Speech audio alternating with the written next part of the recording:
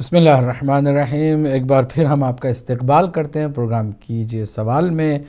Break سے پہلے بہت سارے مومنین مومنات نے سوالات کیے تھے، ہم نوٹ کر لیے ہیں۔ جواب کی طرف ہم بڑھتے ہیں، اس کے بعد انشاءاللہ اگر اللہ سبحانہ وتعالیٰ نے توفیق دی تو مزید آپ سے ہم سوال حاصل کریں گے اور اس کا جواب دینے کی کوشش کریں گے۔ سب سے پہلے ہمارے کالر تھے انیس حیدر صاحب، ان کا جواب ہم نے دے دیا۔ ہماری بہن عائشہ ہیں جرمنی سے۔ پہلا ان کا سوال یہ کہ دعائے کمیل کی حقیقت کیا ہے، کہ کیا یہ مولا علی علیہ السلام نے خود سے تعلیم دی تھی حضرت کمیل بن زیاد کو، یا پھر یہ کسی نبی کی مجرب دعا ہے؟ آپ کے سوال کا جواب یہ ہے کہ یہ جناب خضر علیہ السلام کی مجرب دعا ہے۔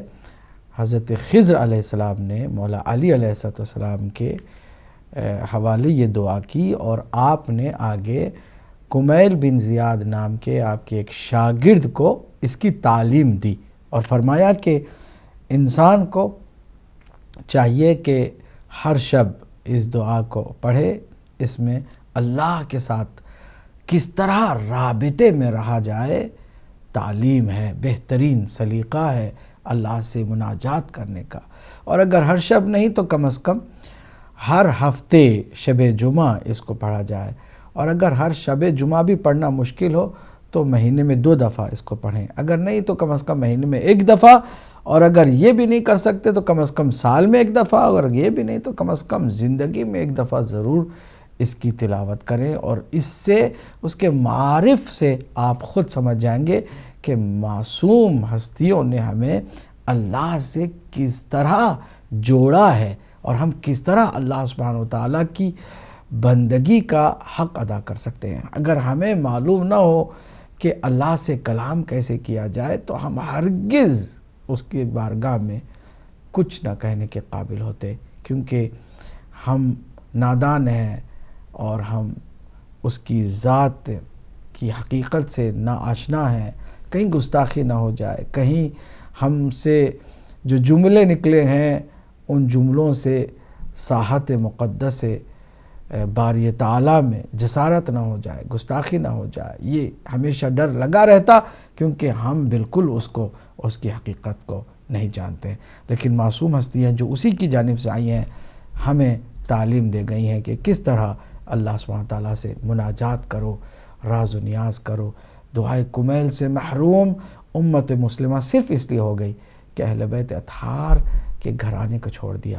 بہن عائشہ، اللہ نے آپ کو یہ توفیق دی ہے کہ آپ ان تمام لوگوں کے بنائے ہوئے رکاوٹوں کو توڑ کر کے اہل بیت اطہار کے در پر آئیں، اور آپ نے اس دعا کے بارے میں سوال کیا۔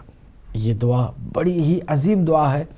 اس دعا کے اندر آپ دیکھیے گا کہ کوئی اہل بیت اطہار کا نام بھی نہیں ہے، لیکن انہوں نے رب العزت کے ساتھ ہمیں کس طرح سے مناجات کرنے کا انداز ہے وہ سکھایا ہے، اور ہم اس سے محروم کیوں رہیں۔ دوسرا سوال آپ کا کہ بہت سارے لوگ جو آپ کے مسلک میں نہیں ہیں وہ چاہتے ہیں کہ اہل بیت اطہار کے ذکر کو سنیں تو انہیں بھی اس میں شامل کیا جائے۔ آپ دیکھ رہے ہیں ہدایت ٹی وی شاید ہی اس کی مثال کسی اور چینل میں آپ کو نظر آئے کہ جو لگاتار اہل سنت کے علماء، اہل سنت کے قصیدہ پڑھنے والے، بہترین قصیدہ خوان، نعت خوان حضرات، ان سب کو ہدایت ٹی وی نے موقع دیا ہے کہ یہاں پر سارے آئیں اور اہل بیت اطہار کا ذکر کریں، اور اپنے دل و دماغ کو منور کریں، معطر کریں، اور ان ہستیوں سے قربت کا کوئی نقصان نہیں ہے سوائے اس کے کہ اس در سے ہمیشہ نجات ملتی ہے، ہدایت ملتی ہے، آبرو ملتی ہے، عزت ملتی ہے، حیثیت ملتی ہے۔ فیس بک اور دیگر جگہوں پر بدنام کرنے کے جو آپ نے رودات سنائی ہے، اور یہ حقیقت ہے کہ جو بہترین مذہب ہوتا ہے اس کے دشمن زیادہ ہوتے ہیں، اور وہ طرح طرح کے الزامات اور بہتانات سے اس عظیم پیور مذہب کو بدنام کرنے کی کوشش کرتے ہیں۔ کچھ لوگ شیعہ بن کر کے واہیات اور فضول، بے بنیاد باتوں کو نقل کرتے ہیں جس سے لوگ شیعت کی طرف آنے کے بجائے بھاگ جاتے ہیں، چلے جاتے ہیں، اور ان کا مقصد بھی یہی ہوتا ہے کہ لوگ شیعت کی طرف نہ آئیں۔ تو یہ جو نام نہاد جھوٹے اپنے آپ کو شیعہ کا نام دے کر کے، شیعہ کہلا کر کے جو بکواس کرتے ہیں، ان کا مقصد بھی یہی ہوتا ہے، جبکہ شیعت سے ان کا کوئی تعلق نہیں ہے۔ شیعہ اثنا عشری وہ ہے کہ جو معصوم اہل بیت اطہار علیہ السلام کی پیروی کرتا ہوا ذرہ برابر منمانی نہ کرے، ذرہ برابر اپنی طرف سے کوئی بات نہ بڑھائے نہ گھٹائے، بلکہ ان کے نقش قدم پر جو چلے وہ شیعہ ہے، اور جو بھی نقش قدم پر چلے گا اسے نجات مل جائے گی، منزل مقصود تک وہ پہنچ جائے گا۔ بدنام کرنے سے کوئی حقیقت بدلتی نہیں ہے۔ لوگوں نے بڑے تہمتیں لگائیں، اتنی ساری جھوٹی باتیں مذہب اہل بیت پر باندھی گئیں کہ اگر کوئی آپ جیسا بہن عائشہ، آپ جیسا کوئی انصاف پسند آدمی خالی ان تہمتوں ہی کا جائزہ لے لے تو اہل بیت اطہار کے مکتب میں شامل ہونے کو فخر محسوس کرے۔ کیوں؟ اس لیے کہ اتنی ساری تہمتیں لگانے کی وجہ کیا ہے؟ صرف اس وجہ سے کہ اور کوئی مکتب اور کوئی مسلک اس مسلک کا علمی طور پر، ایمانی طور پر، الہی طور پر، معنوی طور پر، روحانی طور پر مقابلہ نہیں کر سکتا ہے۔ تو جب دیکھتے ہیں کہ دلیلوں کے اعتبار سے سارے کے سارے پست ہیں، اب وہ کہتے ہیں اپنی دکان کو بچانے کے لیے کوشش کرو کہ اس الہی، روحانی اور محمدی صلی اللہ علیہ وآلہ وسلم کے نظام کو، اہل بیت اطہار جس کے امین ہیں، اس دین کو، اس مسلک کو، اس مذہب کو بدنام کیا جائے، اور ان کے فالوورز کی حرکتوں کی باتوں کو بڑھا چڑھا کر کے سب کچھ تشیع کے کھاتے میں ڈالنے کی کوشش کریں۔ یہ ساری باتیں ایک سمجھدار کے لیے کافی ہیں کہ وہ خود ہی سمجھے کہ آخر اس پر اتنی یلغار کیوں ہے، اتنی ساری تہمتیں اسی ایک مذہب پر کیوں ہوتی ہیں۔ آگے بڑھتے ہیں۔ مقصود حسین سید صاحب واٹفورڈ سے سوال کیا ہے کہ جو حضرات پنجتن پاک کے مزارات کو پر جانے کو بدعت سمجھتے ہیں، وہ نماز میں یہ جو پڑھتے ہیں اہدنا الصراط المستقیم، صراط الذین، سیدھا راستہ ان کا کہ جن پر اللہ نے اپنی نعمتیں تمام کی ہیں، نہ کہ ان کا راستہ کہ جو اللہ کے مغضوب بندے ہیں، اور نہ گمراہ لوگوں کا راستہ سیدھا ہو سکتا ہے۔ یہاں پر ان ہستیوں کی بھی بات کی جا رہی ہے کہ جن پر اللہ کی نعمتیں ہوئی ہیں، اور ان لوگوں کی بھی بات کی جا رہی ہے کہ جن پر اللہ کا غضب ہے اور جو گمراہ لوگ ہیں۔ تو دونوں کا کانسیپٹ جو ہے نماز کے اندر ہوتا ہے، تو یہ کس طرح جسٹیفائی کرتے ہیں؟ وہ یہ کہتے ہیں کہ نماز میں جو اللہ نے بتایا ہم وہی کرتے ہیں۔ جہاں تک مزارات پہ جانے کی بات ہے، وہ سمجھتے ہیں کہ یہ مزارات پر جانے سے جو ہے وہ اللہ کی توحید کا عقیدہ جو ہے وہ خراب ہو جائے گا، اور یہ مقبرہ پرستی جو ہے وہ اسلام میں نہیں ہے۔ نادانوں کو اچھی طرح سے معلوم ہو کر بھی وہ نادان بننے کی کوشش کرتے ہیں کہ مقبرے پر، مزار پر کوئی بھی پوجا کرنے کے لیے، پرستش کرنے کے لیے نہیں جاتا ہے، تعظیم اور عزت کرنے کے لیے جاتا ہے، اور ان کے وسیلے سے دعا کرنے کے لیے جاتا ہے اللہ کی بارگاہ میں۔ اب جو وسیلے کے قائل نہیں ہے، جو عزت و احترام کے قائل نہیں ہے، ان سے ہم بات کیا کریں کہ جو کسی کی بھی عزت، کسی کا بھی ادب نہیں کرنا چاہتے۔ خود پیغمبر اکرم صلی اللہ علیہ وآلہ وسلم کے بارے میں ان کا یہی خیال ہے، تو باقی شخصیات تو ان کے نزدیک آپ کو اندازہ ہے کہ کیا ہو سکتی ہیں۔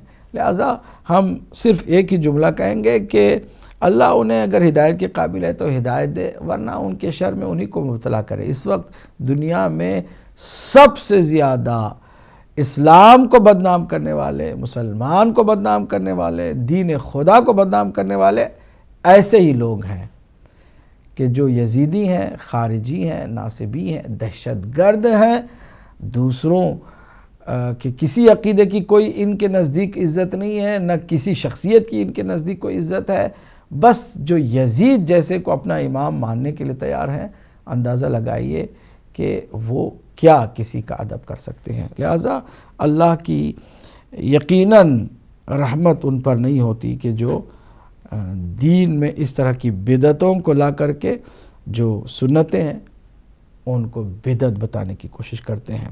چنانچہ انہوں نے جو حرکت کی، حضرت عمار یاسر کی قبر کو مسمار کیا، ویسے قرنی کی قبر کو مسمار کیا رضوان اللہ تعالی علیہم، اور پھر یہ بھی جو سوال ہے کہ وہیں ساتھ میں قیس کی قبر ہے، جناب قیس کی، اس کو انہوں نے منہدم نہیں کیا۔ دیکھیے یہ دوغلاپن ہے، جہاں صحابہ کی بات کرتے ہیں ان کے نزدیک صرف خاص چند لوگ ہیں، اس میں ابو سفیان سر فہرست ہے، معاویہ ابن ابو سفیان سر فہرست ہے، اور معاویہ کی ماں ہندہ جگر خوار حضرت حمزہ وہ اس سے مراد ہے۔ آپ حیران رہ جائیں گے کہ ایسے لوگوں کی زبان پر ہندہ کے فضائل بھی سنائی دیتے ہیں اور وہ نظر آتے ہیں۔ ان کے نزدیک یہی چند خاص لوگ ہیں جو دشمنان اہل بیت میں سے رہے ہیں، ورنہ صحابہ کیا عمار یاسر سے بھی بڑا کوئی صحابی ہے؟ کیا حضرت اویس قرنی جیسی کوئی شخصیت ہے تابعین میں سے؟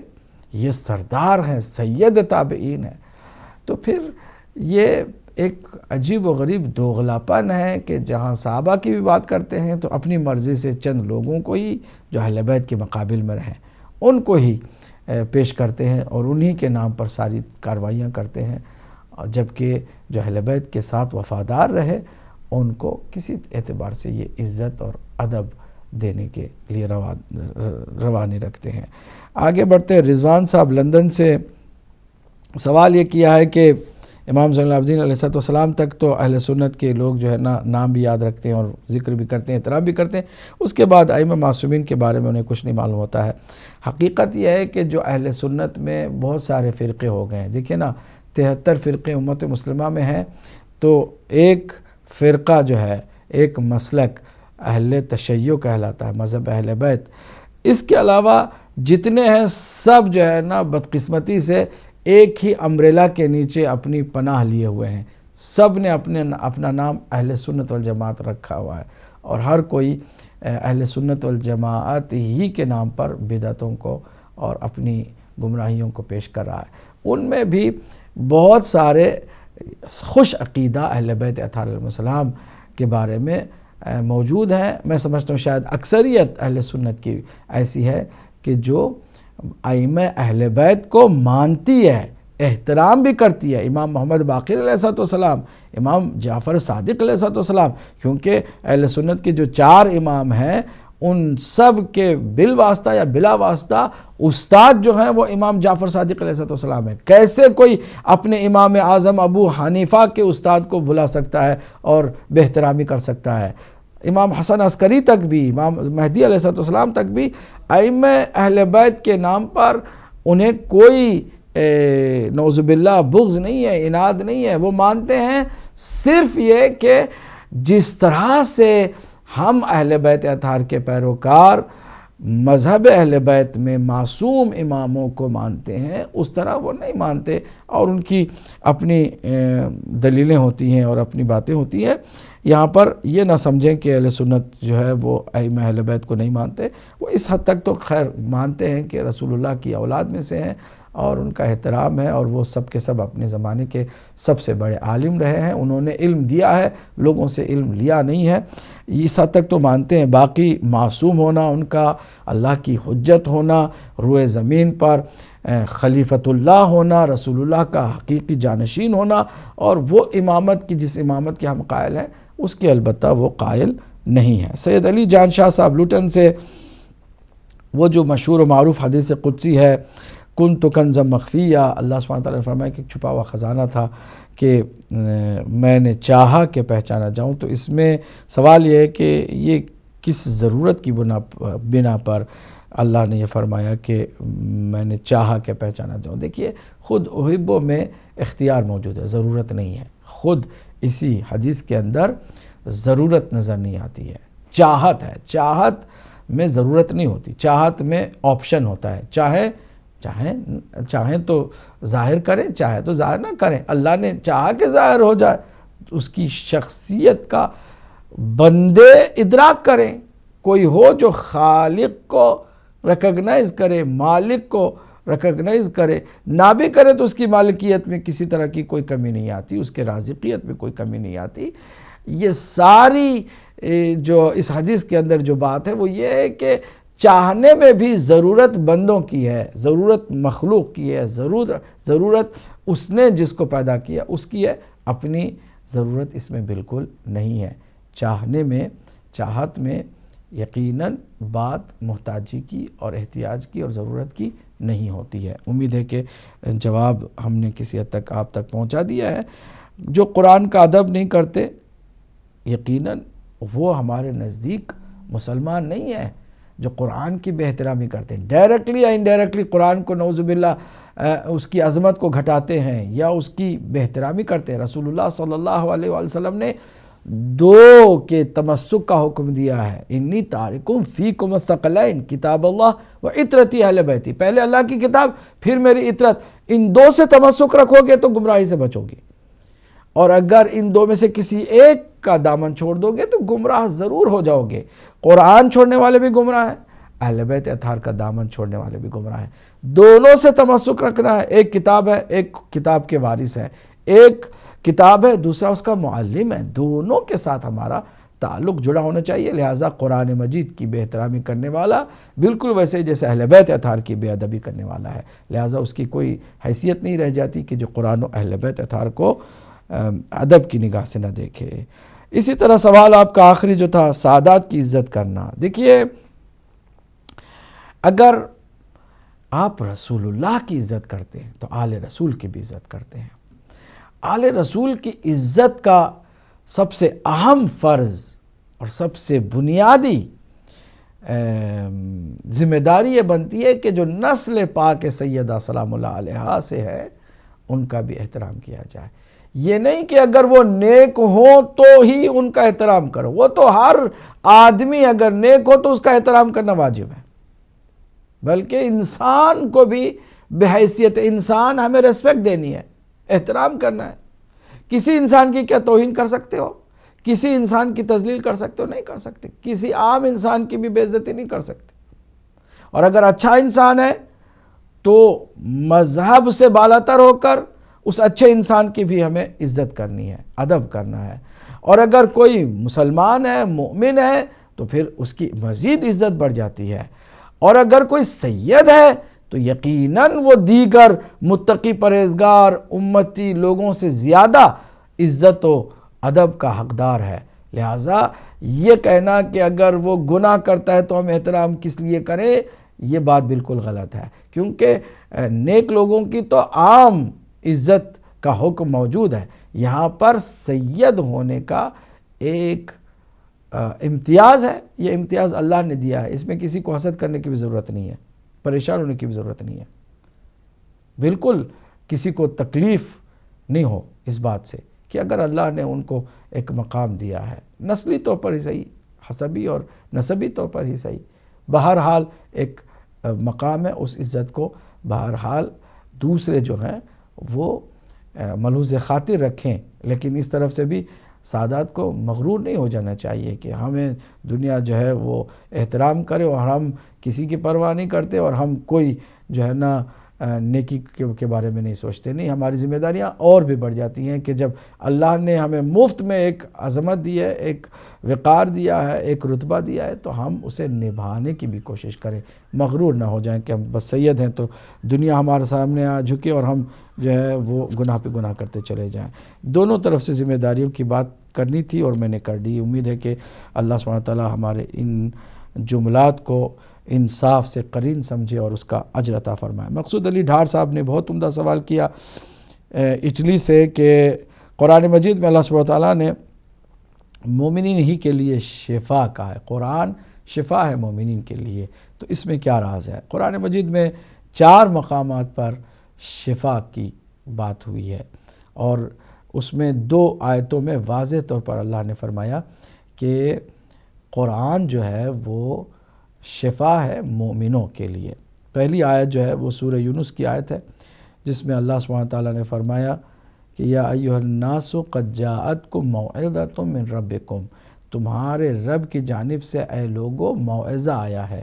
موعظہ نصیحت آموز کتاب آئی ہے، لیکن موعظہ ہے سب کے لیے، شفا ہے اور رحمت ہے مومنین کے لیے۔ فرماتا ہے وہ شفاء لما فی الصدور وَهُدًى وَرَحْمَةٌ لِّلْمُؤْمِنِينَ، یہ دلوں میں جو بیماریاں اس کے لیے شفا بھی ہے، خدا ہے، ہدایت ہے اور رحمت ہے مومنین کے لیے۔ سورہ یونس کی آیت نمبر 57 ہے۔ اس کے علاوہ وہی آیت کی جس کی بات آپ نے کی مقصود علی ڈھار صاحب، سورہ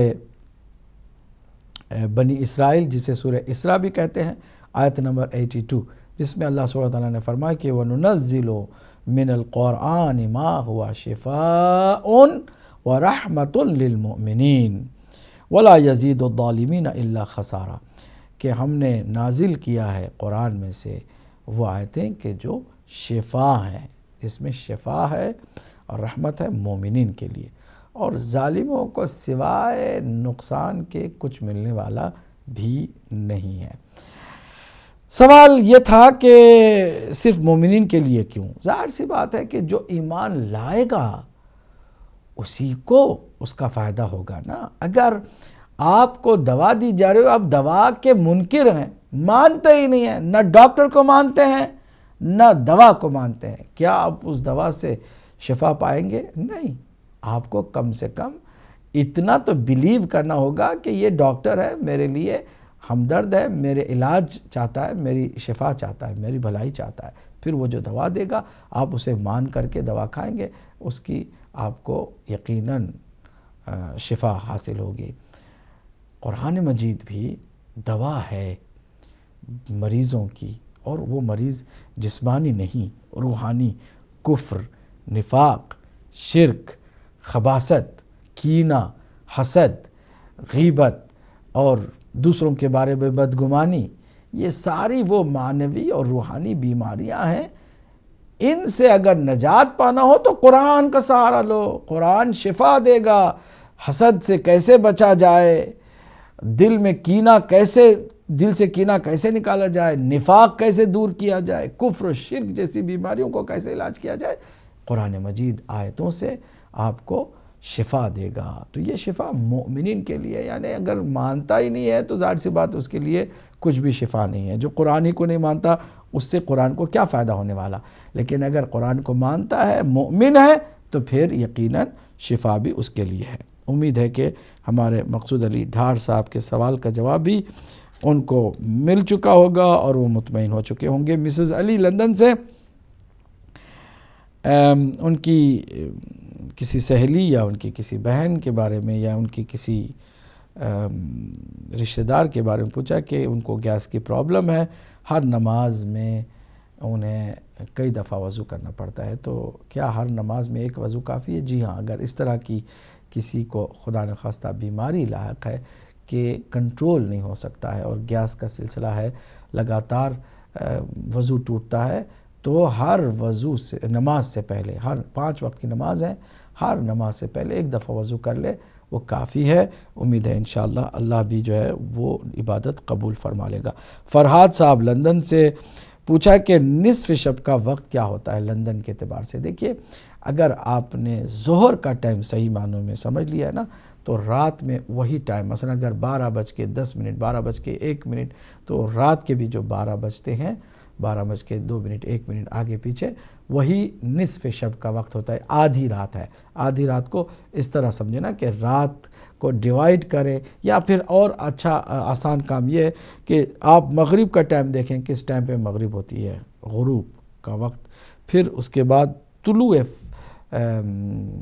فجر کا وقت آپ دیکھیں، اور ان دونوں کے درمیان جو درمیان میں ٹائم آتا ہے اسے نصف شب کہتے ہیں، آدھی رات کا ٹائم کہتے ہیں۔ اور یہ کسی بھی جگہ جو ٹائم ہے اسی حساب سے آپ اندازہ لگا سکتے ہیں۔ ان کی والدہ کو سکن کی پرابلم ہے اور لوشنز لگاتی رہتی ہیں، تو وضو کے لیے انہیں کیا کرنا ہوگا؟ دیکھیے، اگر اعضائے وضو ہیں، جیسے ہاتھ ہیں 2 آرمز کے ساتھ، اور یہ چہرہ ہے، اور پھر پاؤں کے 2 اوپر کے ابھرے ہوئے حصے ہیں جس پر مسح کیا جاتا ہے، اگر چکناہٹ ہے کسی بھی لوشن میں تو اس چکناہٹ کو بہرحال دور کرنا ہوگا۔ اگر چکناہٹ موجود ہے اور پانی اسکن کو پہنچنے سے وہ چکناہٹ رکاوٹ بنتی ہے، تو اس چکناہٹ کو پہلے سے دور کرنا ہوگا، پھر وضو کرنا ہوگا۔ لیکن اگر کچھ ایسے لوشنز ہیں کہ جو تھوڑی دیر کے بعد خود بہت خشک ہو جاتے ہیں اور اس میں چکناہٹ نہیں ہوتی ہے، اور اگر چکناہٹ نہیں ہے جو رکاوٹ بنتی ہے پانی کو اسکن تک پہنچنے سے، تو پھر کوئی حرج نہیں ہے ایسے لوشنز کا استعمال کرنا کہ جو خشک ہو جاتی ہیں اور اس کے بعد کوئی چکناہٹ اس کے اندر نہیں ہوتی، تو کوئی حرج نہیں ہے۔ لیکن اگر چکناہٹ والا کوئی بھی لوشن ہے یا کوئی بھی کریم ہے تو اسے پہلے سے صاف کر لینے کی ضرورت ہے۔ عبداللطیف صاحب ملٹن کین سے سوال کیا ہے کہ اگر کسی کو ہدیہ دیا گیا اور اس نے ہدیہ لینے سے انکار کر دیا، وہ رہ گیا اور اس پر 1 سال بھی گزر گیا، تو کیا اس پر خمس عائد ہوتی ہے؟ جی ہاں، چونکہ وہ آپ کی سیونگ میں ہے، آپ کی پراپرٹی میں ہے، اور وہ آپ کی ملکیت ہے، اور آپ کو اس کا بھی خمس دینا ہوگا۔ دوسرا سوال آپ کا یہ کہ اگر کسی کی تربیت کسی ایسے گھرانے میں ہوئی کہ جہاں نماز روزے کا کوئی خیال نہیں رہا، اور اس طرح 18 سال گزر گئے، اب 27-28 سال کا ہو گیا کوئی، اب وہ نماز بھی پڑھنے لگا ہے، روزے بھی رکھنے لگا ہے، تو کیا یہ جو 18 سال کی زندگی گزری ہے ایسی بے خبری میں یا ایسی نادانیوں میں یا ایسے ماحول میں کہ جہاں نماز روزے کی طرف کوئی توجہ نہیں تھی، اسے قضا کرنی ہے یا پھر وہ معاف ہے؟ جواب یہ ہے کہ انہیں قضا کرنی ہے، کیونکہ ابھی اللہ سبحانہ تعالیٰ نے ان کی حیات رکھی ہے، زندگی ہے، اور ابھی زندہ اللہ سبحانہ تعالیٰ نے ان کو رکھا ہے، لہٰذا انہیں چاہیے کہ اپنے جیتے جی ان نمازوں کی اور ان روزوں کی قضا بھی کریں، کیونکہ یہ کسی صورت میں بھی معاف اس طرح نہیں ہوتے ہیں۔ جیسے پتہ چلا ابھی زندگی ہے، لہٰذا انہیں قضا بھی کرنے ہوں گے۔ سید غیور عباس گلاسگو سے تقریباً کئی دفعہ وہ پوچھ چکے ہیں امام مہدی علیہ السلام کے سے، جو کہتے ہیں کہ پیدا ہوں گے وہ کس طرح اس امام کو مانیں گے کہ جو آئیں گے اور جو یہ دیکھ رہے ہیں، جو یہ کر رہے ہیں، ان کے ہی وہ قتل کریں گے، تو پھر وہ کیسے مانیں گے؟ کیا ان کا کوئی اور امام مہدی ہوگا؟ مختصر جواب یہ ہے کہ دنیا میں صرف ایک امام مہدی ہے، ان کا الگ ہمارا الگ نہیں ہے، کسی کو معرفت نہیں ہے اس لیے ایسی باتیں کرتے ہیں۔ جب معرفت ہو جائے گی وہ بھی ایک ہی امام کو مانیں گے، اور وہ امام مہدی 11ویں امام حسن عسکری کے بیٹے ہیں، جن کی ماں نرجس خاتون ہیں، سن 255 ہجری میں پیدا ہو چکے ہیں، جمعہ کے دن 15 شعبان المعظم کو، اور وہی یوسف زہرا ہے، وہی زہرا اطہر کی نسل پاک سے ہیں، وہی صلب امام حسین علیہ السلام سے ہیں، اور وہ 12واں امام ہیں۔ لہٰذا جس کو جتنا علم ہوگا اتنے ہی حساب سے وہ مانے گا، اسے جیسے جیسے معلومات ہوں گے یقیناً وہ اپنے زمانے کے امام کو بھی مانے گا، اور اگر کوئی نہیں مانتا ہے یا پھر ضد کرتا ہے تو اس کا نقصان اسے ہوگا۔ لہٰذا اب یہ کہ اس کا کوئی اور امام ہے، ہمارا کوئی امام ہے، ایسا کچھ نہیں ہے، ایک ہی امام ہے، امام مہدی علیہ السلام۔ کچھ لوگ اس کی معرفت رکھتے ہیں، کچھ لوگ نہیں رکھتے، جو نہیں رکھتے وہ خسارے میں، گھاٹے میں، اور جو رکھتے ہیں وہ الحمدللہ منتظر ہیں تاکہ عدل و انصاف کی حکومت ہو، تو اس میں وہ بھی پشیمان اور نادم نہ ہوں بلکہ خوشحال اور کامیاب ہوں۔ علی منچسٹر سے ہمارے بھائی سوال کیا کہ قرآن مجید میں حضرت امام مہدی کا ذکر کہاں ہے، اور دجال کا اور حضرت عیسیٰ کا کہ وہ آئیں گے۔ دیکھیے قرآن مجید میں تو بہت سارے حقائق کو اشاروں میں اللہ نے بیان کر دیا ہے، نام کسی کا نہیں لیا ہے۔ حضرت خضر کا نام کہیں نہیں آتا، حضرت موسیٰ کا نام بہت جگہ پہ آتا ہے، حضرت موسیٰ کے استاد ہیں حضرت خضر، نام نہیں آیا۔ اسی طرح جن کا نام عفریت بتایا کہ جس نے یہ کہا تھا حضرت سلیمان پیغمبر علیہ السلام سے کہ آپ ابھی اپنی جگہ سے اٹھیں گے بھی نہیں، میں تخت بلقیس حاضر کر دوں گا، لیکن اس کا نام اللہ نے نہیں بتایا کہ جس کے پاس علم کتاب تھا تھوڑا سا، صرف یہ بتایا کہ جس کے پاس تھوڑا سا تھا اس نے یہ کہا کہ آپ کی ابھی پلک بھی نہیں جھپکے گی، میں حاضر کر دوں گا، چنانچہ اس نے ایسا کیا، اور اس کا نام رسول اللہ نے فرمایا کہ اس کا نام آصف بن برقیہ تھا۔ تو بہت ساری حقیقتوں کو اللہ نے بیان کر دیا اشارتاً، لیکن تشریح کے لیے، بیان کے لیے، وضاحت کے لیے، تفسیر کے لیے رسول اللہ پہ چھوڑ دیا، پھر وارثان قرآن پہ چھوڑ دیا کہ وہ قرآن مجید کی تشریح فرمائیں۔ چنانچہ قرآن مجید میں امام مہدی علیہ السلام کے بارے میں بہت ساری آیتیں ہیں، بعض نے 300 آیتوں تک کا ذکر کیا ہے کہ جو امام مہدی علیہ السلام کے ظہور، ان کی شخصیت اور ان کی عالمی حکومت کی طرف اشارہ کرتی ہیں، لیکن جو واضح آیات ہیں وہ آیات بھی 80 سے زیادہ ہیں کہ جن میں امام مہدی علیہ السلام کا ذکر پایا جاتا ہے بغیر نام کے۔ اسی طرح دجال کے بھی بارے میں اشارے ہیں اور حضرت عیسیٰ کے بھی واپس آنے کے اشارے ہیں، لیکن واضح طور پر کسی جگہ پہ ایسا نہیں ہے۔ ان تمام چیزوں کو سمجھنے کے لیے قرآن کی آیات کی تفسیروں کی طرف ہمیں متوجہ ہونا ہوگا، اور جہاں ہم رسول اور آل رسول کی تفسیروں سے سمجھیں گے وہیں حقیقتوں کو مکمل پائیں گے، اور پھر کوئی ہمارے پاس ادھورا پن نہیں رہ جائے گا۔ یہ ضد بھی بالکل ہی جاہلوں جیسی ہے کہ جو کہے کہ ہمیں سب کچھ قرآن سے ہی دکھاؤ، سب کچھ قرآن ہی سے ہی بتاؤ، ہم قرآن سے ہٹ کر حدیثوں کی طرف نہیں جائیں گے۔ حدیثوں کی طرف جو نہیں جاتے ہیں وہ قرآن کو بھی ہرگز سمجھ نہیں سکیں گے۔ میں نے تقریباً جواب مکمل کر لیے ہیں۔ مزید گزارش کروں گا کالرز سے پہلے ہمارے کنٹرول روم کو کہ وہ اپنے کھول دیں کالز، جی ہاں فون کالز کھول دیں تاکہ ہم مزید سوال لے سکیں، اور امید ہے انشاءاللہ آپ کے سوال مزید آئیں گے تو ہم آپ کی خدمت میں مزید ہوں گے اور آپ کے سوالوں کے جواب دینے کی سعادت بھی حاصل کریں گے۔ ان سوالوں اور جوابوں کا بنیادی مقصد ناظرین یقیناً یہی ہے نا کہ ہم اپنے علم میں اضافہ کریں، معلومات میں اضافہ کریں۔ معلومات میں اضافے کا بھی بنیادی مقصد اس پر عمل کرنا ہے، اس پر دھیان دینا ہے اور عملی جامہ اس کو پہنانا ہے، ورنہ خالی معلومات کے بینک کو بھرنا اور بینک میں سیونگز اپنی معلومات کی بڑھانا اور پھر عمل کی طرف توجہ نہ دینا زیادہ خطرناک اور مصیبت بار ہے۔ امید ہے کہ ہمارے جتنے بھی سننے دیکھنے والے ہیں وہ اس بات کا خیال رکھیں گے کہ ہم علم میں اضافہ بھی کریں اور عمل کی طرف بھی متوجہ ہوں۔ اگلے کال کو پہلے اس نشست کے کال کو شامل کرتے ہیں۔ السلام علیکم ورحمۃ اللہ۔ وعلیکم السلام جناب مولانا صاحب۔ خادم حسین صاحب فرمائیے جناب۔ وہ میں نے آپ سے سوال کیا تھا تو آپ نے وہ کچھ تائید بھی کی تھی سوال کی کہ غیر معلوموں کو گناہ ہوگا، تو میں اسی سوال کو دوسرے طریقے سے آپ کی خدمت میں پیش کرنا چاہتا ہوں۔ تو یہ ہے کہ میں پنجتن پاک کی دعا سے 2 دفعہ میں سیریا گیا تھا، سیدہ زینب سلام اللہ علیہ کے روزے پر۔ جی جی، وہاں پر بہت سے علماء بھی تھے اور وہاں پر بھی وہ قمیضیں اتار کر زنجیر زنی اور ماتم ہوتا تھا، اور اس کے ساتھ ساتھ یہاں بھی جو جلوس نکلتے ہیں تو علماء جو ہوتے ہیں پیچھے مستورات ہوتی ہیں، آگے قمیضیں اتار کر ماتمی ہوتے ہیں، تو وہ علماء جو ہوتے ہیں ان کو قیامت کے دن کیا پوچھ ہوگی کہ آپ کو جب پتا تھا کہ یہ مسئلہ ایسے ہے تو امر بالمعروف اور نہی منکر نہیں کیا؟ تو یہ میری پشیمانی تھی کہ ان علماء جو جلوس میں شامل ہوتے ہیں اور وہ یہ کہتے ہیں کہ یہ گناہ ہے تو وہ اس کے اوپر کیا تدارت کرتے ہیں؟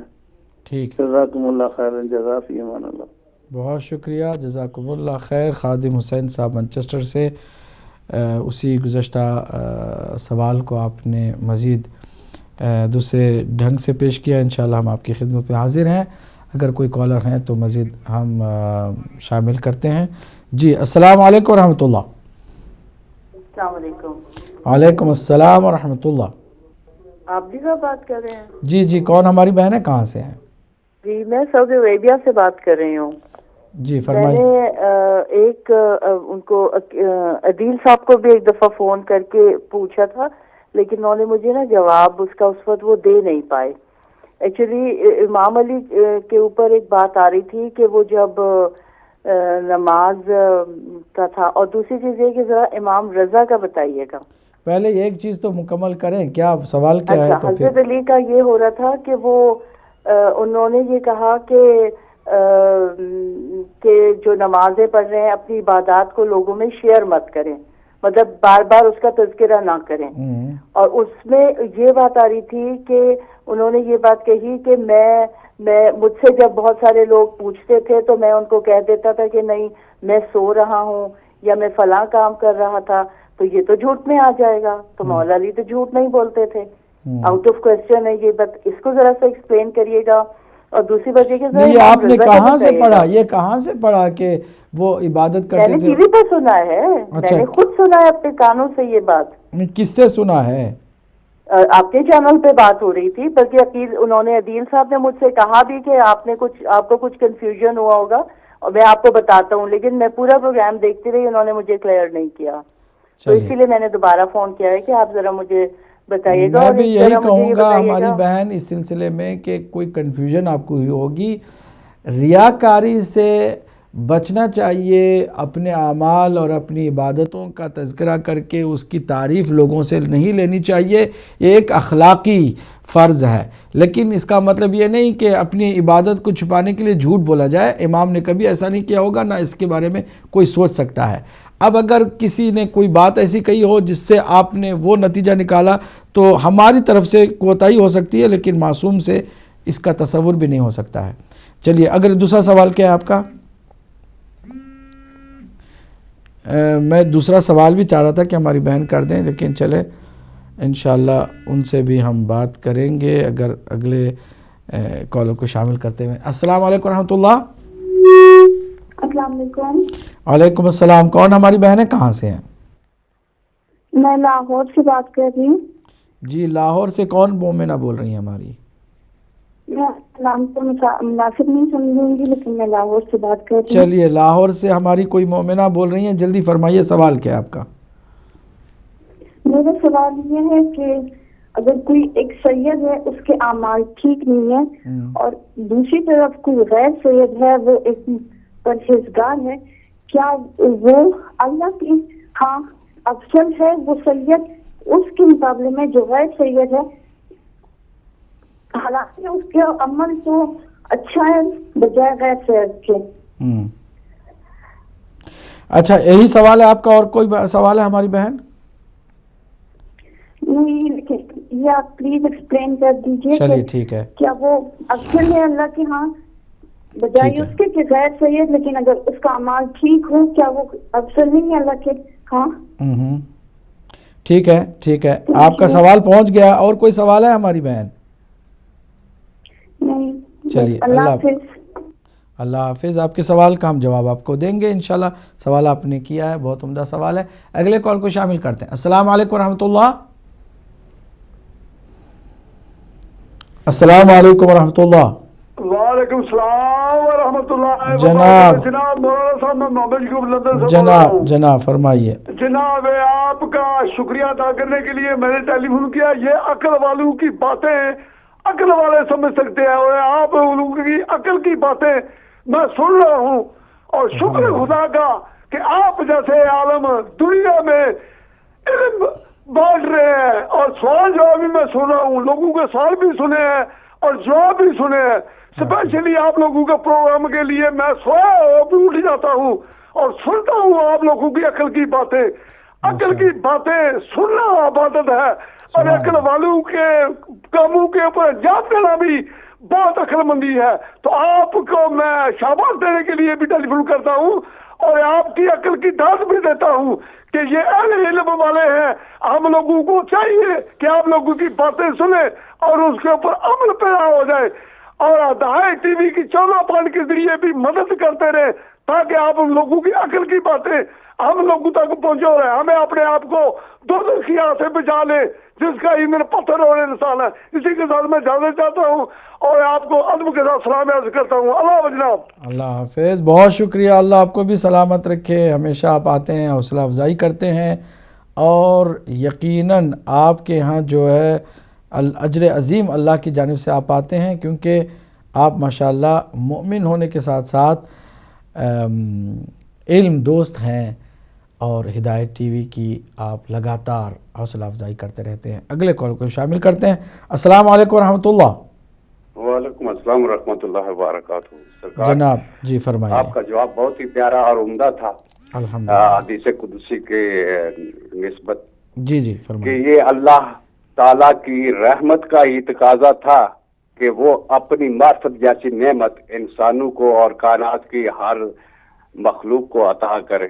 جی بے شک. تو اس میں مخلوق کا ہی اور انسانوں ہی کا فائدہ ہے. اگر ہمارا دل کا پیالہ خالی رہ گیا تو یہ ہماری کوتاہی ہے. بے شک بے شک. اور دوسری بات جو آپ نے سادات کے بارے میں کہی وہ بھی بہت پیارا جواب تھا، لیکن اس پر پھر میں ایک سوال کروں گا جی جی بسم اللہ. کہ یہ حدیث پاک ہے سرکار کی کہ جو نیک سادات ہیں ان کا ادب اللہ کے لیے کرو، اور جو تمہیں کچھ گناہگار نظر آتے ہیں ان کا میں رسول کی وجہ سے کرو کیونکہ میں خود ذمہ وار ہوں ان کا. یہ حدیث پاک ہے. جی جی. اور دوسری بات یہ کہ یہ واقعات ہمیں سننے کو ملتے نہیں ہیں کہ کچھ غیر سادات نے یہ دعویٰ کیا کہ ہمارے پاس علم و عمل بہت زیادہ ہے لہذا یہ سید ہے، اس میں اتنی وہ چیز نہیں ہے. تو سرکار اس کو خواب میں ملے، انہوں نے کہا کہ میری آیا نہیں تو نے کی.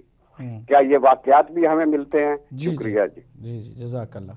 یقیناً اس طرح کی بہت ساری آپ کو حدیثیں بھی اور واقعات بھی مل جاتی ہیں کہ جس میں بہرحال سادات کا احترام جو ہے وہ بتایا گیا ہے. اب میں ایک اور مزے کی بات بتانا چاہتا ہوں کہ جو غیر سادات ہیں وہ زیادہ سادات کے احترام کے بارے میں زور دیتے ہیں. علماء جو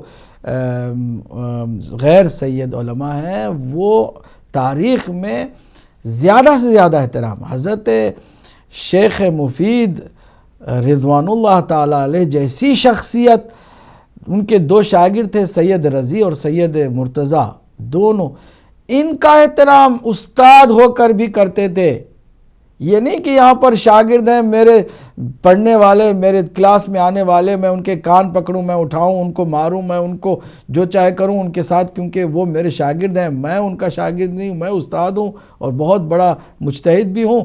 لیکن ان کا یہ رویہ رہا ہے کہ جب وہ دونوں درس گاہ میں آتے تھے تو وہ کھڑے ہو جاتے تھے، تعظیم کے استقبال کے لیے کھڑے ہو جاتے تھے اور دوسرے لوگوں کو بھی بتاتے تھے کہ سادات کا ادب کرو، یہ ابھی چھوٹے ہیں، سید ہیں اور یہ شاگرد ہیں، اس کے باوجود ان کا احترام ہے. اور ان کے احترام کو رسول اللہ کی خاطر اور آل رسول اہل بیت اطہار کی خاطر کرو.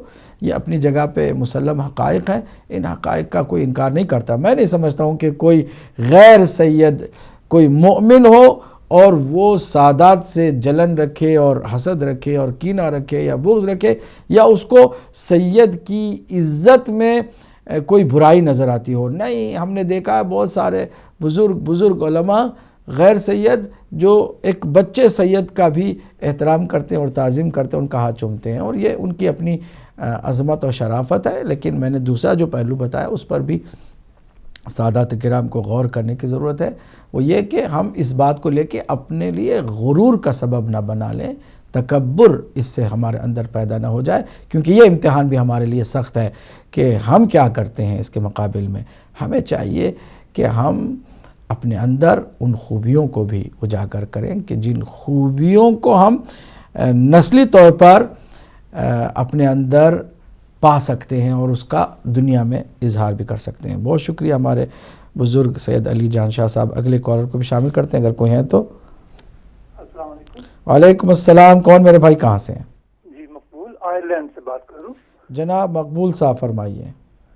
ایک سوال تھا، قرآن پاک میں سورہ آل عمران کی آیت نمبر 7 جس میں اللہ تعالیٰ نے فرمایا کہ کچھ محکم آیات ہیں اور کچھ متشابہات ہیں، اور متشابہات کے معنی آگے جا کے یہ لکھا ہے کہ ان کی صحیح انٹرپریٹیشن جو ہے، جو تشریح ہے صحیح، وہ صرف اللہ تعالیٰ جانتا ہے اور دوسرے بھی جانتے ہیں. والراسخون فی العلم بھی اس کے بعد اسی آیت میں ہے کہ اللہ تعالیٰ جانتا ہے، اور وہ جن کو اللہ نے علم میں راسخ کر دیا ہے، یعنی ان کو اتنا علم دیا کہ وہ اچھی طرح سمجھتے ہیں. جی تو اس میں یہ جو درمیان میں لکھا ہے کہ صرف اللہ تعالیٰ جانتا ہے، وما یذکر الا اولو الامر، ان کے متعلق تو یہ لکھا ہے کہ آگے سب کچھ اللہ تعالیٰ کی طرف سے ہے. وہ تو ٹھیک ہے، اللہ کی طرف سے ہی ہے سب کچھ، لیکن اس کے بعد آگے کیا ہے؟ پڑھیے. آپ پڑھیں گے یا میں پڑھوں گا؟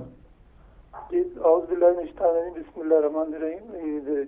والذی انزل علیک الکتاب بالحق. جی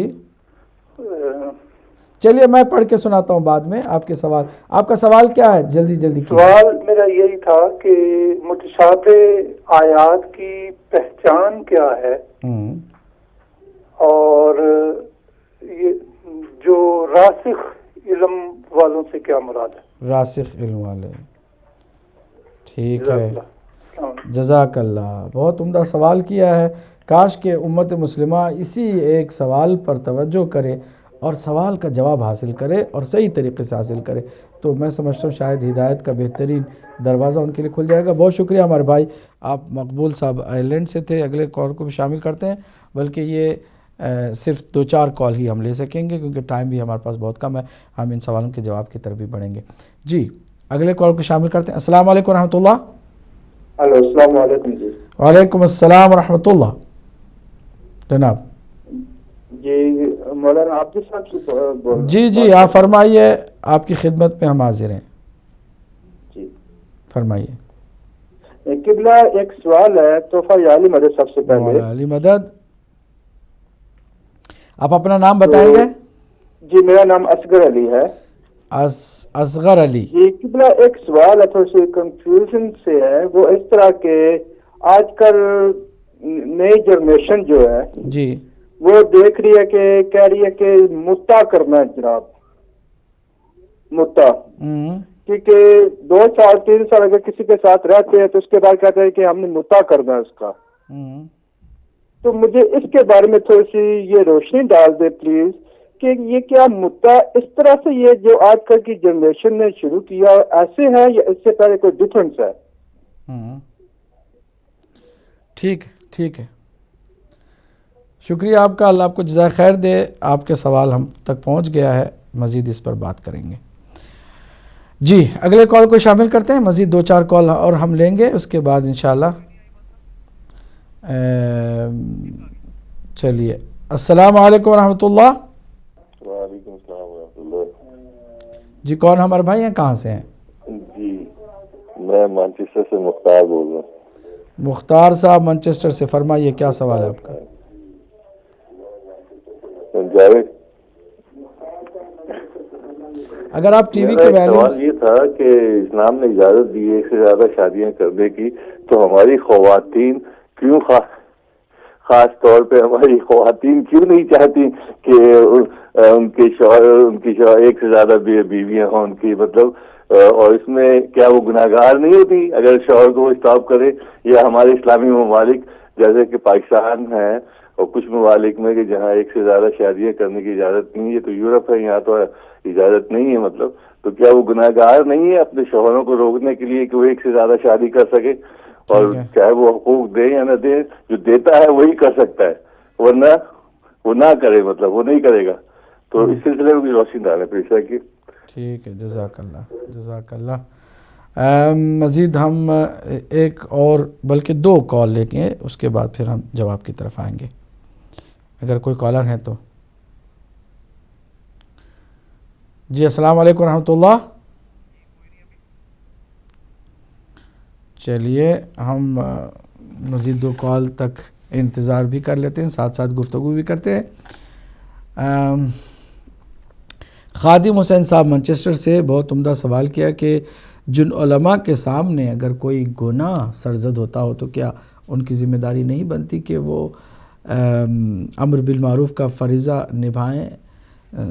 سوال کو میں شامل کرتا ہوں اگلے کالر کے. السلام علیکم ورحمۃ اللہ. جناب السلام علیکم ورحمۃ اللہ. وعلیکم السلام. علامہ صاحب میں مرتضیٰ بات کر رہا ہوں بلیک برن سے. مرتضیٰ صاحب بلیک برن سے, فرمائیے کیا سوال ہے آپ کا؟ ایک کوئک کوشچن یہ ہے کہ نیت کے بارے میں کہ بہت سنتے ہیں کہ لوگ کہتے ہیں کہ ہر چیز کا دار مدار نیت پہ, اور نیت بہت امپورٹنٹ چیز ہے, بہت ہی مین چیز ہے. کیا اس کے نیت کے ساتھ عقل کا بھی تعلق ہے کہ خالی نیت سے کام نہیں چلتا, عقل بھی ہونی چاہیے؟ جیسے لوگ مثال دیتے ہیں کہ کسی صاحب نے جی ایک قلعہ لگا دیا مسجد کے ڈور کے سامنے، تو اس کی نیت یہ تھی کہ لوگ آئیں گے تو گھوڑا باندھیں گے. ایک اور صاحب تھے، اس نے بھی آ کے لگایا، اور اس کی نیت یہ تھی کہ اس کے ساتھ کوئی لگے گا تو گرے گا اور اس کو چوٹ لگے گی. تو نیت کہتے ہیں کہ نیت سیم، دو ڈفرینٹ نیت سے لگایا، ایک ہی کام کیا، تو اس کو مطلب ہے اس کے حساب سے ثواب یا گناہ ملے گا. میں یہ کہنا چاہ رہا ہوں کہ نیت کے ساتھ عقل نہیں ہوگی اور خالی نیت ہی نیت ہوگی تو میرا خیال ہے بات نہیں بنتی. آپ کا اس میں پوائنٹ آف ویو جو ہوگا میرے لیے قابل احترام ہے. Thank you very much. Murtaza صاحب بلیک برن سے بہت عمدہ آپ کا سوال ہے، اور آپ کی اس سوال کا بھی جواب انشاءاللہ اس سے بھی بہتر ہوگا. آپ ذرا ہمارے ساتھ رہیے گا. آخری کالر کو شامل کرتے ہیں. السلام علیکم ورحمۃ اللہ. کون ہمارے بھائی؟ لندن سے عرض کرو کہ آپ سید مجاہد حسین صاحب فرمائیے. آپ کو عید زہرہ کی مبارک ہو اور ربیع الاول کی بھی مبارک ہو. شکریہ. ہفتے وحدت کے عنوان سے قبلہ گزارش یہ ہے، ایک چھوٹا سا سوال ہے، دو چھوٹے چھوٹے سوال کہہ سکتے ہیں. ایک تو یہ ہے کہ جیسے ڈاکٹر طاہر القادری صاحب کی ویڈیو بھی یوٹیوب پہ ہے کہ شفاعت جو ہے وہ اس عنوان سے کہ حضرت عمر کے بیٹے سے امام حسن نے جب یہ کہا کہ چل ہٹ دور ہو غلام زادے، تو حضرت عمر نے کہا کہ وہ حسن سے لکھوا لو کہ میں ان کا غلام ہوں، اگر میں مر جاؤں تو یہ میری وصیت ہے کہ کفن میں اس تحریر کو رکھنا. تو اس کے بعد تاریخ خاموش ہے کہ امام حسن نے لکھ کے دیا کہ تو ہمارا غلام. یہ طاہر القادری صاحب کی یوٹیوب پہ موجود ہے، آپ دیکھ سکتے ہیں. تو گزارش یہ ہے کہ شاف روزہ جزا ہے پنچن پاک، تو کیا جو شاف روزہ جزا ہیں ان کو چھوڑ کے غلاموں کی پیروی کرنا کیا یہ احسن ہے؟ اور دوسری گزارش ہے کہ کوئی صحابی ہمارے لیے بہت محترم ہے لیکن وہ شفاعت نہیں کریں گے قیامت کے روز. شفاعت جو ہے وہ اس کا حق محمد و آل محمد کے پاس ہے. اور ربیع الاول کے عنوان سے سوال یہ ہے کہ کیا اکیلے رسول کو ماننا کافی ہے اور اہل بیت کو نظر انداز کر کے یا رسول اللہ کرتے رہنے سے کیا رسول کی شفاعت تک پہنچ سکیں گے لوگ؟ جبکہ رسول کا فرمان ہے کہ میں تمہیں دو چیزیں چھوڑے جا رہا ہوں، کتاب اللہ اور اطرت اہل بیت. اہل بیت کو چھوڑ کے صرف رسول اللہ کی محبت کا دم بھرنے سے آخرت میں شفاعت ملے گی. اور دوسرا ایک گزارش یہ ہے کہ تقلید کے عنوان سے ایک میرا سوال ہے امت مسلمہ کے لیے اور جو لوگ منکر ہیں ان کے لیے، کہ ہمیں تو معلوم ہے کہ تحریر الوسیلہ میں تقلید کے عنوان سے معصومین کے فرامین ہیں، مجتہد کی پوری سیرت ہے کہ ائمہ کے فرامین ہیں کہ تقلید کی جائے. میرا سوال یہ ہے کہ وہ کون بدبخت ہے جس نے کہا کہ نہ کی جائے؟ اس کو ڈھونڈنا بہت ضروری ہے کہ اس کا منکر کون ہے. پہلا بندہ وہ کون تھا جس نے یہ خلاف پراپیگنڈا شروع کیا کہ اس کی ضرورت نہیں ہے؟ کوئی بندہ اس کا جواب نہیں دے سکے گا قبلہ کہ کس نے منع کیا. تقلید کے مخالفت میں وہ پہلا بندہ کون تھا جس نے کہا کہ نہیں کرنی چاہیے؟ اس کو ڈھونڈنا چاہیے ان کو، تاکہ پتہ لگے کہ یہ ایک سازش ہے جس سے شیعہ قوم کو محروم کیا جا رہا ہے کہ وہ اس منبع سرچشمہ و ہدایت سے دور ہو جائے. یہ بھی ایک دشمن کی سازش ہے جو تقلید کے خلاف ہے، تاکہ مجتہدین کا اثر جو ہماری قوم کے اندر ہے اس کو ختم کیا جا سکے. اس کی مخالفت کس نے شروع کی یہ ڈھونڈنا بہت ضروری ہے. اللہم صلی علی محمد محمد وعجل فرجہم. بہت شکریہ، اللہ آپ کو جزائے خیر دے. آپ نے سوال کے ساتھ ساتھ کافی وضاحتیں بھی کر دیں. خادم حسین صاحب منچسٹر سے بہت عمدہ سوال انہوں نے کیا، اور ناظرین اس پر آپ توجہ کریں. ہم کالز ہم نہیں لے سکیں گے معذرت کے ساتھ. اگلے پروگرام کے لیے کالز کو ہم چھوڑتے ہیں، اور جو ای میل کے ذریعے سے آئے ہیں ان کو بھی انشاءاللہ اگلے پروگرام میں ہم شامل کریں گے.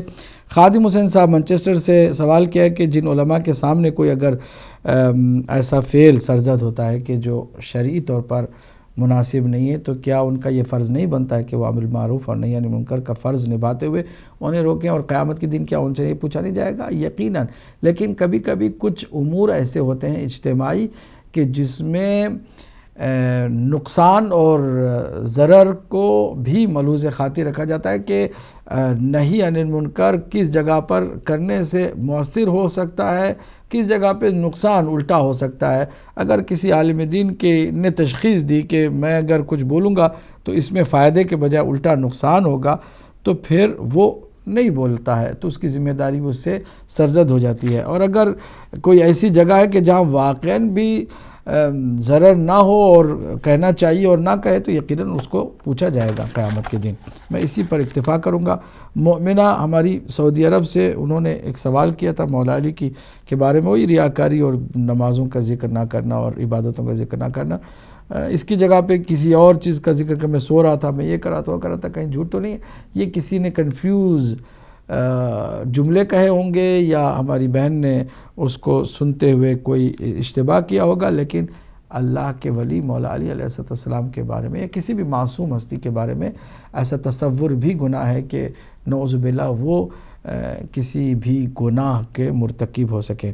ہماری مومنہ لاہور سے انہوں نے سوال کیا کہ اگر ایک طرف سید جس کے اعمال ٹھیک نہیں ہے، دوسری طرف غیر سید ہے جو پرہیزگار ہے، متقی ہے، تو اللہ سبحانہ تعالیٰ کے نزدیک ان میں سے کون افضل ہے؟ پہلی بات تو یہ ہے کہ ہماری بہن، اللہ سبحانہ تعالیٰ کسی بھی بندے کے اعمال کو کسی اور بندے کے تقابل میں ثواب اور عذاب نہیں دیتا ہے. یہ بات ذہن میں رکھیے گا. بندوں کے ساتھ تقابل اللہ سبحانہ تعالیٰ نہیں کرتا ہے. ہر کسی کی اپنی شان ہوتی ہے. کسی کی بظاہر پرہیزگاری نظر آتی ہے اور ایک ایسی چھپی ہوئی خرابی ہو سکتی ہے کہ جس خرابی کی وجہ سے ساری پرہیزگاری ڈھیر ہو جائے، اور کسی کی بظاہر بہت کچھ برائیاں نظر آتی ہوتی ہیں اور کسی کے اسی برائی کے اندر ایک کوئی ایسی اس کی نیکی ہوتی ہے کہ جو ساری برائیوں کو کھا سکتی ہے. لہٰذا کوئی بھی کسی بھی لحاظ سے تقابل نہیں کر سکتے ہم، اور خاص کر سید اور غیر سید کا تقابل کرنا ہی بنیادی طور پر غلط ہے. یہ ہمارے ہاں پتہ نہیں کس بنیاد پر بحثوں کو رائج کیا جاتا ہے کہ سید اور غیر سید کے ساتھ بھی ہمیشہ برے اعمال کو نسبت دینا اور غیر سید کے ساتھ اچھے اعمال کو نسبت دینا اور پھر تقابل کرانا. اللہ کے نزدیک ہر وہ انسان کی جس نے نیکی کی ہے اسے اجر ملے گا. اب اس میں سید ہو غیر سید ہو کوئی فرق نہیں پڑتا، لیکن جو غیر سید لوگ ہیں ان کی ذمہ داریوں میں سے ایک ذمہ داری بنتی ہے کہ سید کا احترام کرے. اس میں آپ کو پریشان ہونے یا تکلیف میں جانے کی ضرورت نہیں. آپ نہ فیصلہ کرنے والے ہیں، نہ آپ کرنے والی ہیں، نہ آپ کو ترازو اور میزان دیا گیا کہ آپ اس طرح لوگوں کو سید اور غیر سید کے اعمال کے ساتھ تولے. آپ کو اس طرح کا کوئی حق حاصل بھی نہیں ہے. اللہ کے نزدیک کیا ہے؟ ہر انسان کی اپنی نیکی ہوتی ہے، اس نیکی کے ساتھ اس کو اللہ سبحانہ تعالیٰ جزا دے گا، اور اگر برائی ہے تو اس کی سزا ملے گی. میری کیا ذمہ داری ہے، آپ کی کیا ذمہ داری ہے، یہ بہت اہم ہے. اگر سید غیر سید کے مقابل میں ہو تو سید کو ترجیح حاصل ہے. یہ تو نظام ہے، اللہ کا بنا ہوا نظام ہے. اگر ایک جگہ پر دو پیش امام آ گئے ہیں اور دو پیش امام میں ایک سید اور ایک غیر سید ہو تو جماعت کے لیے بھی زیادہ حق وہ جو سید ہے اس کو حاصل ہے. یہ ہمارا دین نہیں ہے، ہماری بنائی ہوئی باتیں نہیں ہیں، یہ ایک شریعت کا ایک پورا سسٹم ہے، اس کو آگے کیا جائے. اب اس کو ترجیح کیوں دی جائے گی؟ اس کو ایک سعادت اور وہ اہل بیت اطہار کے صلب سے ہونے کی وجہ سے دی جائے گی. اب باقی جو اعمال ہیں یقیناً اگر اچھے ہیں تو اس کی پھر اور مزید توقیر ہوگی، اور اگر خدا نخواستہ برے ہیں تو اس کا ذمہ دار وہی ہے. غیر سید امتی کسی سید کے گناہ کا بوجھ تو نہیں اٹھا سکتا ہے، لیکن احترام نہ کر کے، اس کی بے عزتی کر کے، اس کو تذلیل کر کے یقیناً گنہگار ہو سکتا ہے. اس لیے ہمیں اس پر توجہ دینی ہے. باقی کون افضل ہے کون نہیں ہے یہ اللہ پر چھوڑ دیں تو زیادہ بہتر ہے. سید علی جان شاہ صاحب نے مزید جو پوچھا سعادت کے بارے میں، حدیثوں کے بارے میں، یقیناً وہ موجود ہیں. میرے پاس اس وقت سینکڑوں ایسے واقعات ہیں جو غیر سید علماء کے واقعات ہیں جنہوں نے سید کا گنہگار، فاسق، حتیٰ کہ شرابی کا تک احترام کیا ہے اور ضروری جانا ہے. ہم فی الحال اس کو رکھتے ہیں. اس میں جو سب سے بہت اہم شخصیت ہے جناب شیخ عباس قمی کی. شیخ عباس قمی محدث کبیر ہیں اور مفاتیح الجنان جو قرآن مجید کے ساتھ ساتھ رکھی جانے والی عظیم کتاب ہے، آپ ہی کی تالیف ہے. آپ شیخ عباس قمی نے مفاتیح الجنان میں بھی کچھ واقعات درج کیے ہیں، اور کتاب ہے بیت الاحزان سیدہ فاطمہ الزہرا سلام اللہ علیہا کی سوانح عمری پر کتاب، اس میں بھی ایک بہت ہی عجیب و غریب واقعہ درج کیا جس میں انہوں نے بھرپور کوشش کی ہے اس بات کو ثابت کرنے کے لیے، جو کہ خود سید نہیں ہے، کوشش کی ہے کہ اگر کوئی سید فاسق بھی ہو وہ بھی قابل احترام ہے اور اس کا احترام ہمیں کرنا چاہیے۔ بہرحال ہم اس کا ہرگز یہ مطلب نہیں نکالتے ہیں کہ سادات جو ہے وہ اپنے کردار کو خراب کرے، ہم بار بار کہتے ہیں کہ ان کو مزید ذمہ داری کا احساس بھی کرنا چاہیے۔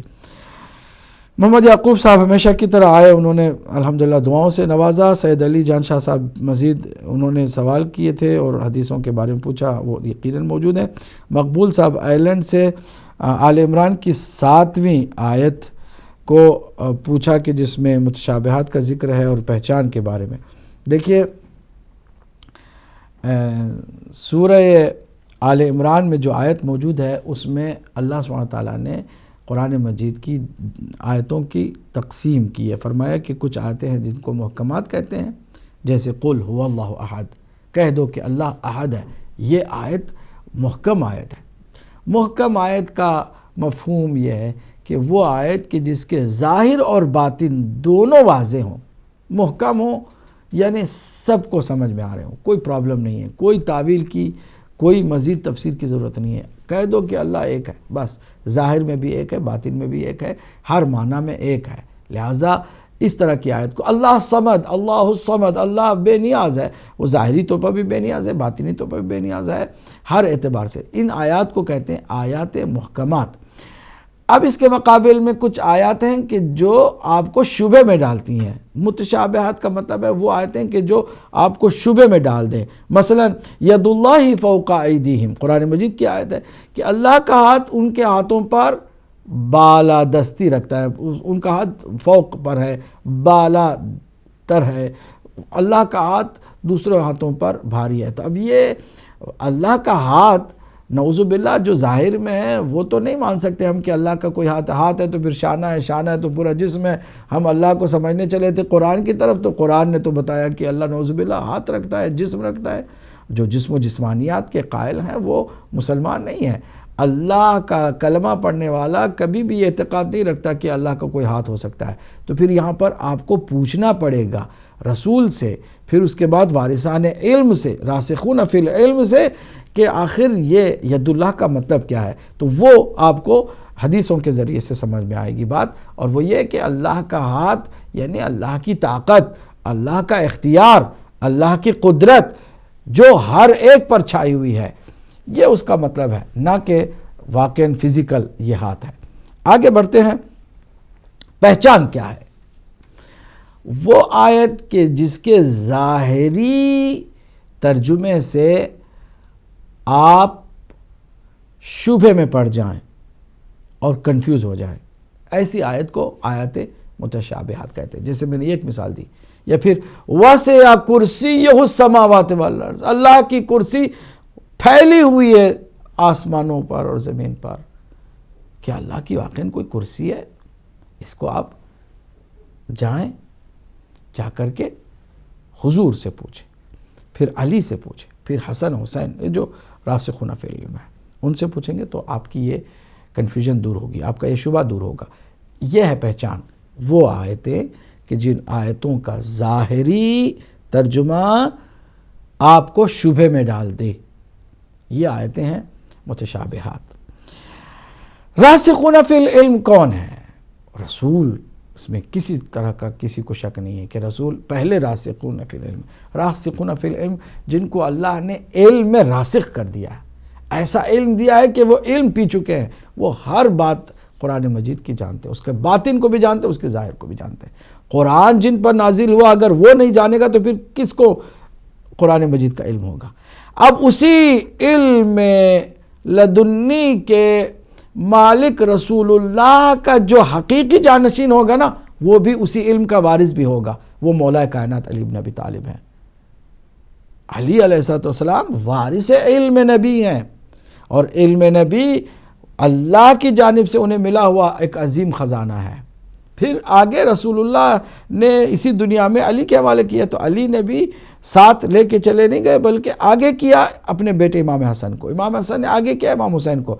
یہ جو معصوم 12 امام ہیں، رسول اللہ صلی اللہ علیہ وسلم کے 12 جانشین ہیں، اس میں خود سیدہ طاہرہ فاطمہ الزہرا سلام اللہ علیہا بھی شامل ہیں، کیونکہ آپ بھی راسخون فی العلم کی مصداق ہیں۔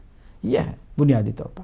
اور اس کے بعد ان سے جس نے تھوڑا بہت اپنے اپنے ظرف کے حساب سے لیا، وہ علماء حقہ کے جو اہل بیت اطہار سے منسلک ہیں، وابستہ ہیں، وہ بھی کسی حد تک اس کا مصداق بن سکتے ہیں، لیکن وہ مکمل راسخون فی العلم کا مصداق نہیں بن سکتے ہیں، وہ تو صرف معصوم وارثان علم ہے۔ یہی وجہ ہے کہ رسول اللہ صلی اللہ علیہ وسلم نے فرمایا کہ میں تمہارے درمیان 2 چیزیں چھوڑ کے جا رہا ہوں، ایک اللہ کی کتاب ہے، اب پھر اس کتاب کی صحیح تشریح کرنے والے، تفسیر کرنے والے، وضاحت کرنے والے، ان کے وارث کون ہیں؟ میرے اہل بیت، وہی ترتی اہل بیت، ما ان تمسکتم بہما، جب تک تم ان دونوں سے برابر تمسک رکھو گے، لن تضلوا من بعدی، میرے بعد تم گمراہ نہیں ہوگے۔ اگر گمراہی سے بچنا ہے تو ان دونوں سے تمسک کا رکھنا ہوگا، ایک قرآن سے، دوسرے قرآن کی وضاحت کرنے والے، تشریح کرنے والے، قرآن کی ترجمانی کرنے والے اہل بیت سے۔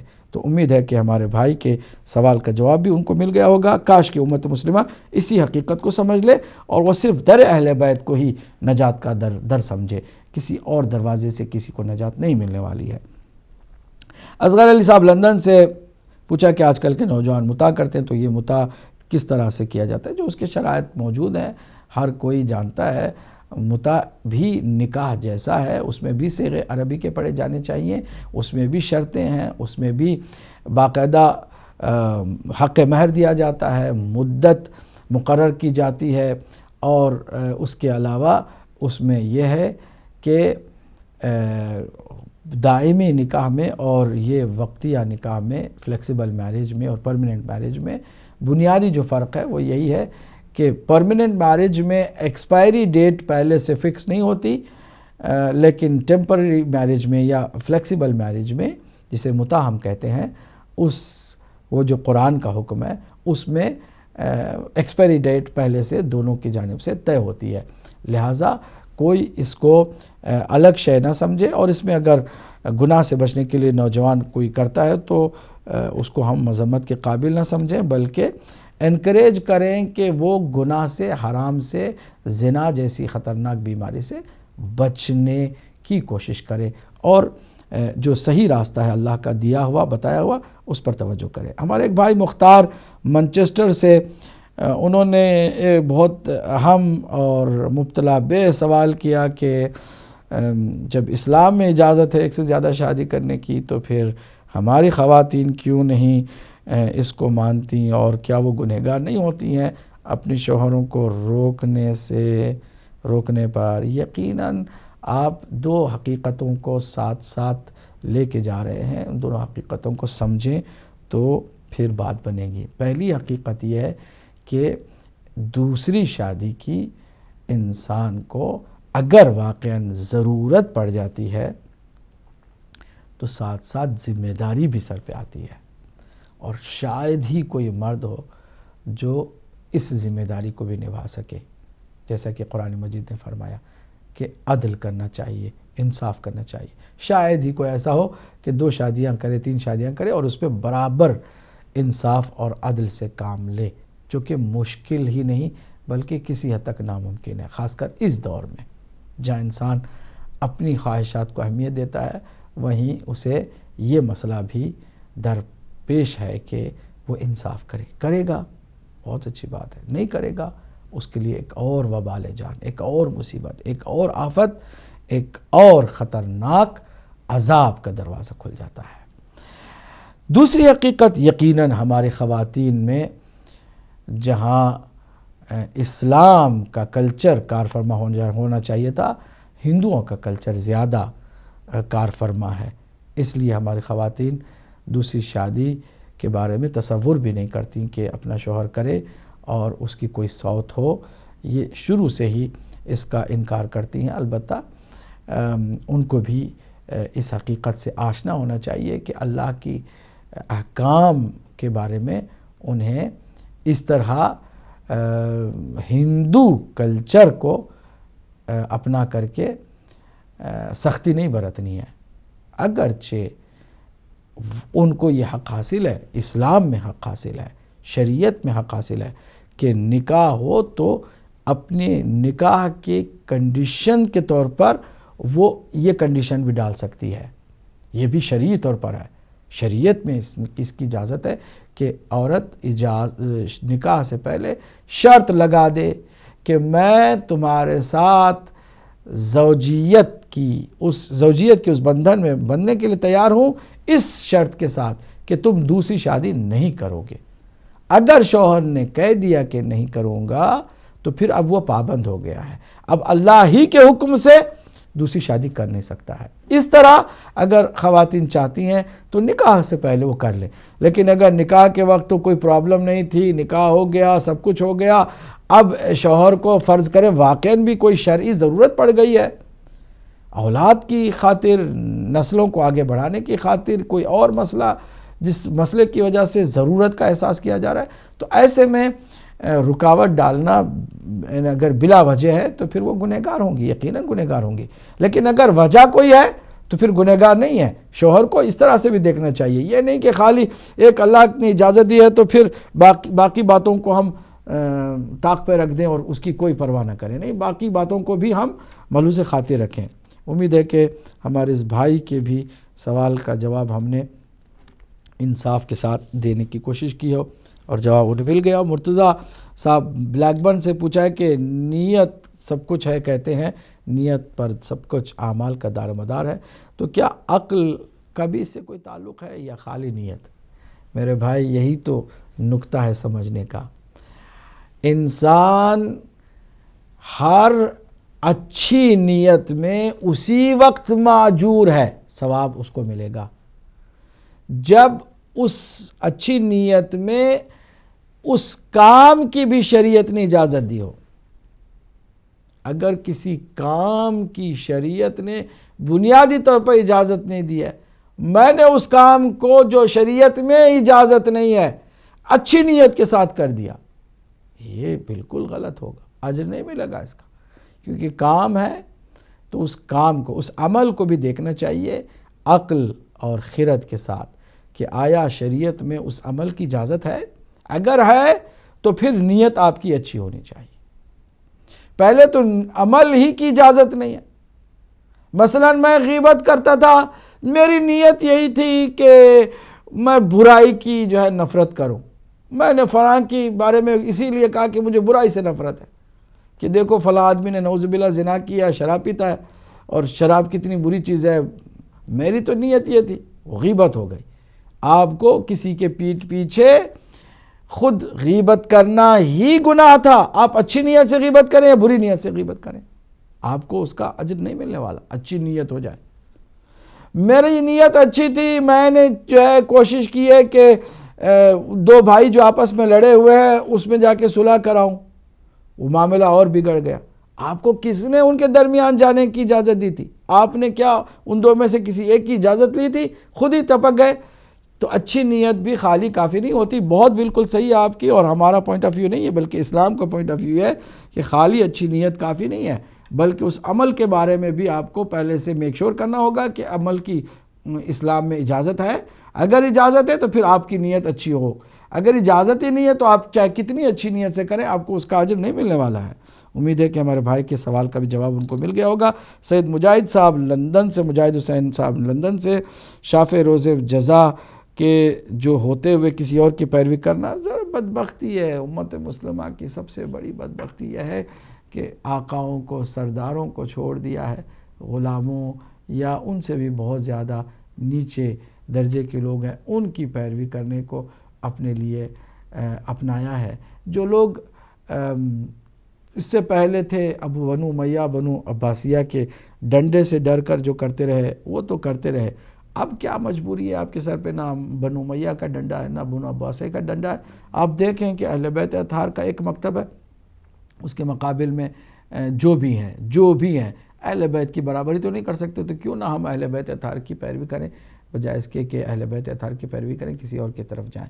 یہ خود ہر کسی کو سوچنے کی ضرورت ہے. خالی رسول اکرم صلی اللہ علیہ وسلم کو ماننا اور پھر آل رسول کو چھوڑ دینا، خود پیغمبر اکرم صلی اللہ علیہ وسلم نے مختلف احادیث میں اس کو اپنے اوپر ظلم بتایا. مجھ کو اذیت پہنچتی ہے کوئی دم بریدہ درود بھیجے، صرف میرا نام لے اور میرے آل کے ساتھ میرے نام کو نہ جوڑے، مجھ پر وہ ظلم کرتا ہے. حدیثوں میں آیا ہے ایذا پہنچاتا ہے. بہت سارے ہو سکتا ہے نعت پڑھنے والے حضور کو تکلیف پہنچا رہے ہیں کہ نام حضور کا لے رہے لیکن بالکل آل رسول کو نظر انداز کر دیا. ظلم اس طرح سے بھی نبی مکرم کے اوپر ہوتا ہے، خود حضور نے فرمایا. لہٰذا عقل مندی یہ ہے کہ تم حضور سے پیار کرو، حضور جن سے پیار کرے ان سے بھی پیار کرو. یہ پھر حضور کے خوشنودی کا سبب بنے گا. سرکار دو عالم صلی اللہ علیہ وآلہ وسلم کی شفاعت بھی انہیں کو ملے گی کہ جو حضور کو خوش کریں. خوش حضور کو کیسے کریں؟ آل رسول کا بھی ذکر ساتھ کریں، آل رسول کی بھی پیروی کریں، ان کے ساتھ بھی مودت و وفا کریں تاکہ حضور سرکار دو عالم صلی اللہ علیہ وسلم شاد ہوں اور ہماری شفاعت ممکن ہو سکے. تقلید کے بارے میں بھی جو خوبصورت آپ نے جملہ کہا ہے کہ اصل میں انقلاب اسلامی کی کامیابی کے بعد دشمنان اسلام نے دیکھا کہ ایک بہت بڑی طاقت ہے مذہب اہل بیت میں، اور وہ ہے مرجعیت اور قیادت کی طاقت، کہ امت ایک مرجع کے پیچھے کس طرح چلتی ہے.